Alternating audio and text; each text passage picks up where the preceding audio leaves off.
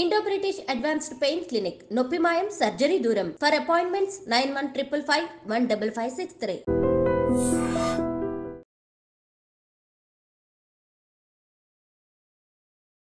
నమస్తే, welcome to I dream. నేను ఝాన్సీ. అయితే గ్రూప్ 2 ప్రిలిమ్స్ అయిపోయాయి, మెయిన్స్ ఎగ్జామ్స్కి అంతా సిద్ధమవుతున్నారు. మరి గ్రూప్ 2కి ఇంకెలా మంచిగా ప్రిపేర్ అవ్వచ్చు, ఇంకెలా మార్క్స్ స్కోర్ చేసుకోవచ్చు, ఈ విషయాలన్నీ ఈరోజు డిస్కస్ చేద్దాం. ప్రస్తుతం అంతా ఉన్నారు ఎపిటోమీ ఐఏఎస్ అకాడమీ హిస్టరీ ఫ్యాకల్టీ, ఇంకా నిపుణ కాలమిస్ట్ సురేష్ కుమార్ గారు. నమస్తే అండి. నమస్తే అండి. గ్రూప్ 2 ఎగ్జామ్ గురించి మాట్లాడుతున్నాం కాబట్టి ఎకానమీలో డేటా నంబరింగ్ అనేది ఎక్కువగా ఉంటుంది అని చెప్పి ప్రాబ్లం ఫేస్ చేస్తూ ఉంటారు. మరి అది ఎట్లా గుర్తుపెట్టుకోవాలి, అందులో స్కోర్ ఎలా గెయిన్ చేయాలి? థింగ్ ఏంటంటే చాలా మంది ఎకానమీ సబ్జెక్ట్ అనగానే ఆస్పిరెంట్స్ కొంతమంది ఫార్వర్డ్ వస్తుంటారు, కొంతమంది బ్యాక్వర్డ్ వెళ్తుంటారు.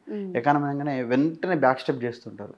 థింగ్ ఏంటంటే ఈ ఎకానమీలో చాలా వరకు మనకు సర్వేని బేస్ చేసుకుని క్వశ్చన్స్ వస్తుంటాయి. ఇప్పుడు ఎకానమీ ఇక్కడ మనకు ఇక్కడ ఏపీఎస్సీ మెయిన్స్ గ్రూప్ 2కి సంబంధించి ఇండియన్ ఎకానమీ ఉంటుంది మనకు, అదేవిధంగా రీజనల్ ఎకానమీ ఉంటుంది. ఆంధ్రప్రదేశ్ సంబంధించినటువంటి ఎకానమీ కూడా మనం ఫోకస్ చేసుకోవాల్సి ఉంటుంది. ఇక్కడ థింగ్ ఏంటంటే సర్వే మీద ఎక్కువగా క్వశ్చన్స్ అడుగుతుంటారు. సో అలా ఈ నంబరింగ్ కూడా చాలా మంది students point to point, pin to pin, అంటే థింగ్ ఏంటంటే ఆంధ్రప్రదేశ్ పబ్లిక్ సర్వీస్ కమిషన్ నేను ప్రీవియస్ క్వశ్చన్స్ అబ్జర్వ్ చేసిన వరకు కూడా ఎక్కువ అంటే పర్టికులర్ డాటా మెన్షన్ చేస్తుండు, అంటే ప్రాపర్ నంబరింగ్. సో ర్యాంకింగ్స్ అడుగుతున్నాడు, దాంతోపాటు కొన్ని దగ్గర నంబరింగ్ అడుగుతున్నాడు. సో అంటే కంపేర్ చేసుకుంటే అదర్ పబ్లిక్ సర్వీస్ కమిషన్ తోటి కంపేర్ చేసుకున్నట్టయితే పెద్దగా అంటే Andhra Pradesh public service commission conduct చేసేటువంటిది కూడా కొంత తక్కువనే ఉంది. పెద్ద ఇబ్బంది పడుతుంది, దాని గురించి టెన్షన్ తీసుకున్న అవసరం లేదు. సో కొంతమేర మనకు సబ్జెక్ట్ పైన అదే చెప్తాను, మీకు ఫస్ట్లో కూడా అదే చెప్పాను. చాలా మంది ఆస్పిరెంట్స్ ఏం చేస్తున్నారంటే సర్వే చూడగానే ఇంత ఉంది కదా అని చెప్పేసి, నంబర్ ఆఫ్ పేజెస్ ఎక్కువ ఉన్నాయని చెప్పేసి ఎర్లీగా కంప్లీట్ చేస్తుంది చూస్తుంటారు. నేను అదే చెప్తున్నాను, మీరు చదివిన దగ్గర కాన్సెప్ట్ ఏదైనా సరే క్వాంటిటేటివ్ వద్దు, క్వాలిటేటివ్గా చదవండి అని చెప్తున్నాం. సో మనం క్వాలిటేటివ్గా చదువుతుంటే వాడు నంబరింగ్ ఇచ్చినా ఇంకేది ఇచ్చినా మనం ఈజీగా ఆన్సర్ చేయగలుగుతాం. నిన్న ఒక రాయమట్లేదు, వాడు ఒక 4 డాటాలు ఇచ్చిన ఏది కరెక్ట్ అని అడుగుతుంటాడు. డాటా విషయంకి వచ్చేసరికి మనల్ని అడుగుతుంటాడు. కాబట్టి పాపులేషన్ అడుగుతుంటాడు, లేకపోతే ర్యాంకింగ్స్ అడుగుతూ ఉంటాడు, లేదంటే 2014 నాడు ఉన్నటువంటి ఎకనామిక్ పొజిషన్ ఏ విధంగా ఉంది, 2014 నుంచి అంటే లైక్ ఇప్పుడు ఏపీ బైఫర్కేషన్ జరిగింది, ఆంధ్రప్రదేశ్ అనేది విభజన జరిగింది. సో అప్పుడు మనం ఆంధ్రప్రదేశ్ సపరేట్, ఇప్పుడు తెలంగాణ ఒక సపరేట్ రాష్ట్రం అయింది, ఆంధ్రప్రదేశ్ ఒక రాష్ట్రంగా ఉంది. అలాంటి సమయంలో మరి ఆర్థిక వ్యవస్థ 2014లో ఏ విధంగా ఉంది, 14 నుంచి నంబరింగ్ లో ఎట్లా అంటే కంపేర్ చేస్తుంటాడు.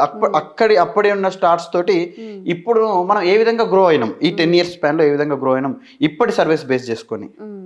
సో అలా మనకు నంబరింగ్ ఎక్కువగా అడుగుతుంటారు, దాన్ని కంపేర్ చేసి అడుగుతుంటారు ఏ విధంగా గ్రో అయినాం, సో మన యొక్క రేట్ ఏ విధంగా పెరుగుతూ వచ్చింది.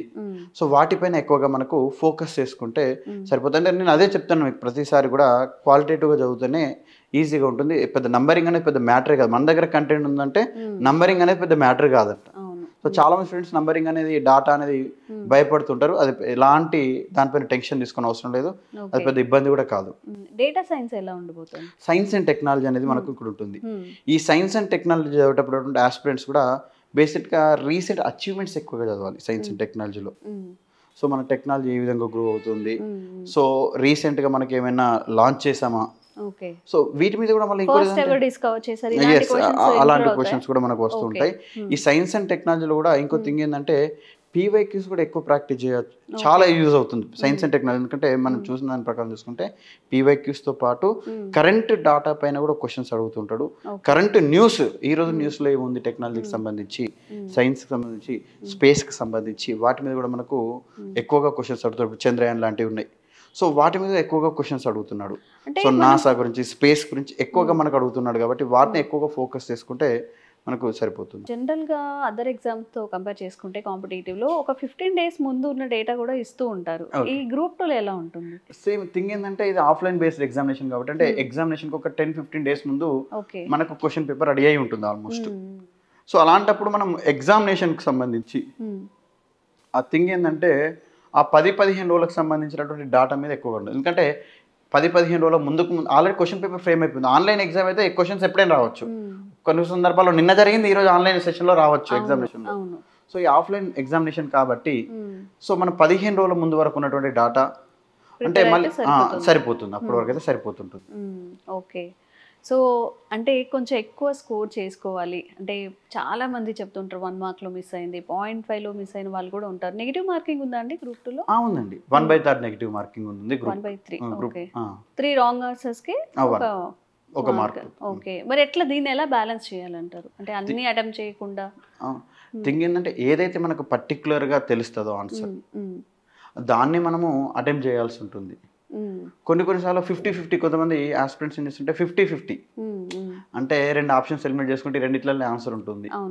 ఖచ్చితంగా నీకు 90% అది నీకు ఆన్సర్ అవుతుంది, కరెక్ట్ ఆన్సర్ అవుతుంది, అలాంటిది అటెంప్ట్ చేయొచ్చు. అంటే నీకు 100% ఆన్సర్ తెలియదు, ఒక 90% వరకు తెలుసు అంటే అది నువ్వు నిన్ను బిలీవ్ చేసుకొని చేయడం తప్ప అలాంటి నేను సజెస్ట్ చేయము.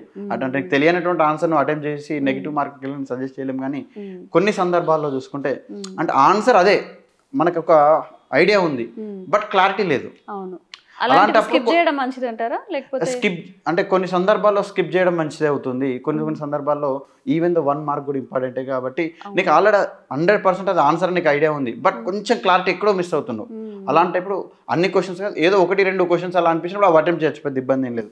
అలానే నీకు ఒక 50 క్వశ్చన్లకు అలా అనిపించింది అనుకో, అలాంటప్పుడు వాటిని స్కిప్ చేయడం బెటర్. మీరు ఆల్రెడీ అకాడమీలో ఉన్నారు కాబట్టి స్టూడెంట్స్ ఫేస్ చేసే ప్రాబ్లమ్స్ అన్నీ మీకు తెలిసి ఉంటాయి. అండ్ లాస్ట్ టైం టిప్స్ ఏమైనా ఉన్నాయా? అంటే అన్ని ఎగ్జామ్స్లకు గ్రూప్ 2 కూడా మనం రష్గా లాస్ట్ టైం వరకు ప్రిపరేషన్ ఇదంతా వర్కౌట్ అవుతుందంటారా? అంటే బేసిక్గా కాంపిటేటివ్ ఎగ్జామినేషన్స్ అనేది ఒక యూనివర్స్.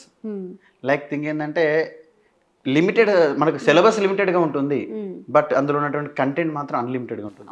మనం ఎంత చదివినా కూడా అసలు మన దగ్గర ఉన్నటువంటి సబ్జెక్ట్ అనేది ఇంకెంత నేర్చుకున్నా క్వశ్చన్ ఎక్కడికి వెళ్ళి వస్తుందో తెలియదు.